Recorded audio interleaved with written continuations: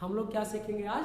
दर्पण का द्वारक किसे कहेंगे, इसके बाद पढ़ेंगे हम लोग फोकस तल किसे कहते हैं, फिर प्रतिबिंब बनाने के कितने नियम होते हैं, और अवतल दर्पण द्वारा और उत्तल दर्पण द्वारा हम प्रतिबिंब बनाना क्या करेंगे, सीखेंगे। तो चलिए हम लोग चलते हैं। क्या था पहला नंबर? दर्पण दो प्रकार के होते हैं। नंबर एक उत्तल दर्पण और नंबर दो ये किसके प्रकार है? गोलीय दर्पण के क्या है? प्रकार है। तो गोलीय दर्पण के प्रकार के दो, इस गोलीय दर्पण के उत्तल प्रकार यानी उत्तल दर्पण और अवतल दर्पण में हम लोग कुछ बिंदुओं के बारे में चर्चा कर चुके थे। पहले नंबर मान लिया जाइए कि अवतल दर्पण है, तो अवतल दर्पण का जिधर यह रेखा पारा जाता है उसका एक पृष्ठ क्या होता है? पारे की कलई लगा होता है, पारे की कलई लगा होता है जिसे लाल ऑक्साइड का पेंट कहा जाता है, और इस पृष्ठ को अपवर्तक पृष्ठ कहते हैं, और जिधर चेहरा दिखाई देता है उसे हम लोग क्या कहते हैं? परावर्तक पृष्ठ कहते हैं। इसका या जिस खोखले गोले का भाग होता है उस गोले के केंद्र को वक्रता केंद्र कहते हैं, जिसे सी से प्रदर्शित करते हैं। तो या इस गोले का कहीं पार्ट होगा या केंद्र होगा तो इसे हम लोग किससे प्रदर्शित करेंगे? सी से प्रदर्शित करते हैं। इसका एक ध्रुव होता है, तो इस ध्रुव के यानी परावर्तक तल के मध्य बिंदु को ध्रुव कहते हैं, और ध्रुव को पी से प्रदर्शित करते हैं।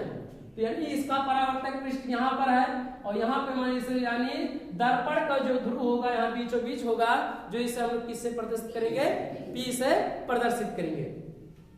इसके बाद वक्रता केंद्र और ध्रुव से होकर जाने वाली वक्रता केंद्र और ध्रुव से होकर जाने वाली काल्पनिक रेखा को मुख्य अक्ष कहते हैं।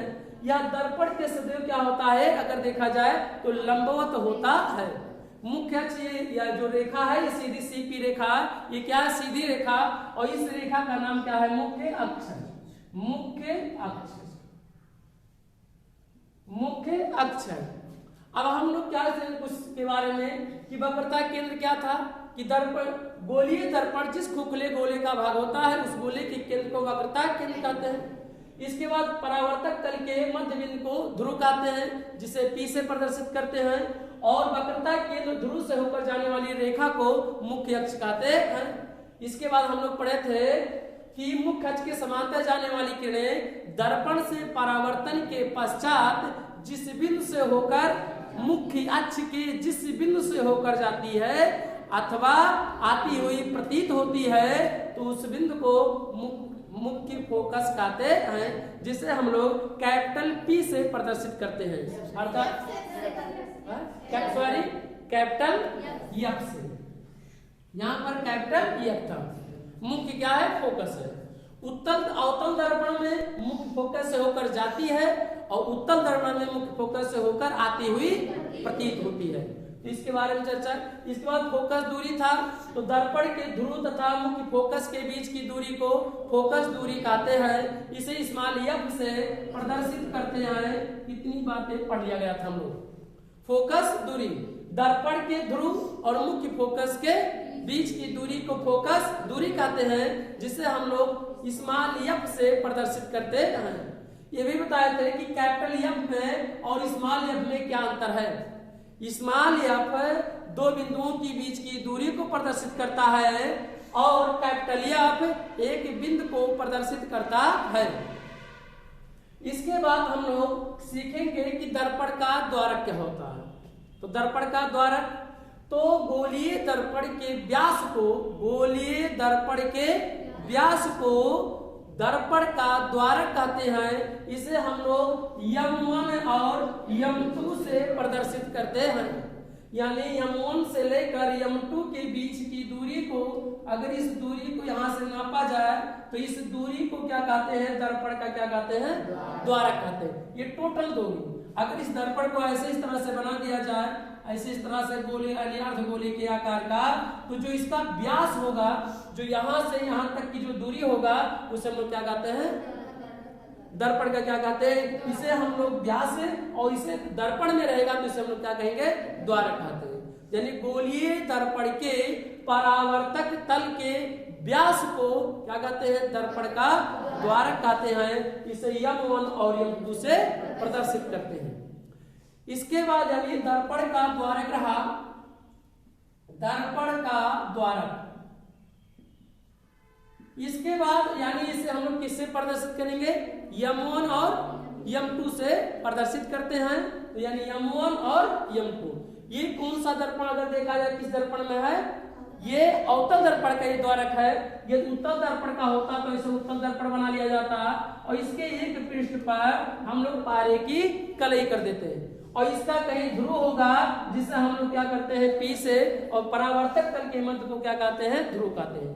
इसके बाद इसका वक्रता केंद्र या किसी खोखले गोले का भाग होगा उत्तल दर्पण, तो उस गोले के केंद्र को वक्रता केंद्र और इससे होकर जाने वाली रेखा को मुख्य अक्ष कहते हैं। और मुख्य अक्ष के बाद हम लोग इसका भी द्वारक होगा M1 और M2। क्यों, दर्पण के परावर्तक तल के व्यास को क्या कहते हैं, द्वारक कहते हैं। इसे M1 और M2 से प्रदर्शित करते हैं। इसके बाद आता है फोकस तल। क्या आता है, फोकस तल। तल माने होता है पृष्ठ, तल माने होता है पृष्ठ, लेकिन किस चीज का पृष्ठ, तो दर्पण के मुख्य फोकस यानी मुख्य अक्ष देखा जाए। ये क्या है, जो रेखा है क्या है, मुख्य अक्ष। मुख्य अक्ष के लंबवत हो और फोकस से होकर जो तल जाएगा उसी तल को फोकस तल कहते हैं। इसे हम लोग कई बिंदुओं से प्रदर्शित कर सकते हैं। ए बी से दर्शा लिया जाए, एफ डैश से या एफ डबल डैश या ट्रिपल डैश से भी प्रदर्शित कर सकते हैं। पृष्ठ है P1 और P2 से भी प्रदर्शित करते हैं। किस क्या परिभाषा है कि मुख्य फोकस के यानी मुख्य अक्ष ये है रेखा, तो मुख्य अक्ष के लंबवत और ये मुख्य अक्ष है ये, तो इसके सदैव लंबवत, लेकिन कहां से होकर जाना चाहिए, मुख्य फोकस से होकर जाने वाले पृष्ठ को मुख्य यानी फोकस तल कहते हैं। इसे चाहे एफ डैश, चाहे ए बी डैश या सी डैश किसी माने पृष्ठ को प्रदर्शित कर सकते हैं। चित्र में अगर हम बनाना चाहें तो यही रेखा जो होगा यानी जो पृष्ठ होगा, इस रेखा को मान लिया जाए ए और इसे मान लिया जाए बी, तो ये भी हमारा क्या होगा, फोकस तल होगा। ए बी ये से भी, ये आपको एक सीधी रेखा दिखाई पड़ रहा है परंतु यह रेखा नहीं है, ये ऐसे सामने से ये पृष्ठ है, इसलिए आपको ये सामने से आपको दिखाई पड़ रहा होगा यह रेखा, लेकिन यह रेखा नहीं है, एक क्या है, पृष्ठ है। ये कैसा पृष्ठ है कि मुख्य अक्ष के लंबवत और क्या फोकस से होकर जाने वाले पृष्ठ को फोकस तल कहते हैं। और इसे हम लोग चाहे ए डैश से, बी या ए बी से प्रदर्शित कर सकते हैं या प्रदर्शित करते हैं। अब हम लोग ये रहा अवतल दर्पण, इसके बाद हम लोग देख लेंगे उत्तल दर्पण में इसका कहीं फोकस होगा जिसे हम लोग कैपिटल एफ से प्रदर्शित करते हैं। मुख्य अक्ष या रेखा है, इस रेखा के क्या होना चाहिए, लंबवत, और लंबवत का मतलब है कि 90 अंश के कोण पे होना चाहिए। क्या होना चाहिए, 90 अंश के कोण पे होना चाहिए। तो यानी यह पृष्ठ ऐसा चाहिए कि जो मुख्य अक्ष के सीधे क्या हो, लंबवत हो, और इसके बाद क्या होना चाहिए, मुख्य फोकस से होकर जाए।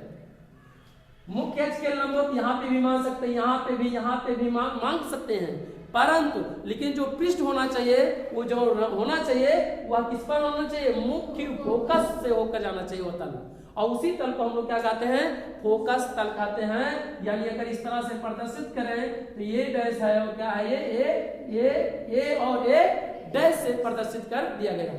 तो हम लोग क्या पढ़े, फोकस तल पढ़ लिया गया और दर्पण का द्वारक, दर्पण का फोकस तल और दर्पण का द्वारक। अब हम लोग सीखेंगे कि प्रतिबिंब दर्पण में कैसे बनता है।